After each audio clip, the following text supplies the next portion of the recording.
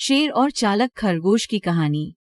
एक विशाल जंगल में एक शक्तिशाली शेर रहता था। वह शक्तिशाली होने के साथ ही बहुत दुष्ट और घमंडी भी था। पाइप शेर का नाम भासुरक था। पाइप जंगल के जानवर उसे देखकर थर थर कांपते थे। पाइप वह जहाँ भी जाता वहाँ बहुत से जानवरों को मार डालता और उनमें से कुछ को खाता और कुछ को बिना खाए ही फेंक देता था। पाइप शेर से दुखी होकर जंगल के जानवरों ने एक सभा बुलाई। इस सभा में जंगल के सारे जानवर सम्मिलित हुए। सभा में अत्याचारी शेर से मुक्ति पाने के संबंध में चर्चा हुई। पाइप सभा में तय किया गया कि सभी जानवर शेर के पास जाएंगे और उससे विनती करेंगे कि वह किसी भी जानवर को न मारे। बदले में जंगल के जानवरों में से बारी बारी से एक जानवर शेर का भोजन बनने के लिए भेज दिया जाएगा।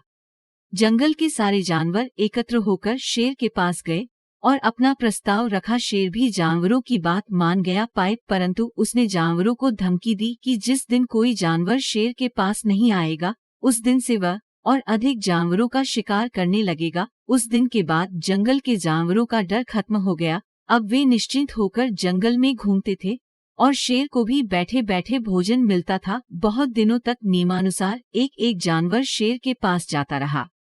एक दिन एक खरगोश की बारी आई। खरगोश शेर के पास जा तो रहा था परंतु डर के कारण उससे चलते नहीं बन रहा था। वह जंगल में धीरे धीरे जा रहा था। उसे रास्ते में एक कुआं मिला। वह कुछ देर के लिए कुएं के पास बैठ गया। उसने जब कुएं में झांका तो कुएं में उसे अपनी ही परछाई दिखलाई दी। उस परछाई को देखकर खरगोश के मन में कई तरह के विचार आने लगे। पाइप वह कुछ सोचता विचार करता हुआ धीरे धीरे शेर की गुफा के पास पहुंच गया। शेर तब तक भूख से व्याकुल हो चुका था और अब वह जंगल में जानवरों को मारने के लिए निकलने ही वाला था। तभी खरगोश शेर के पास पहुंचकर उसके सामने प्रणाम करता है।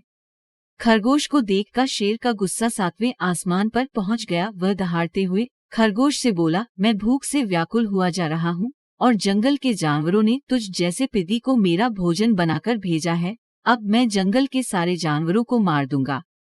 खरगोश और कछुआ की कहानी।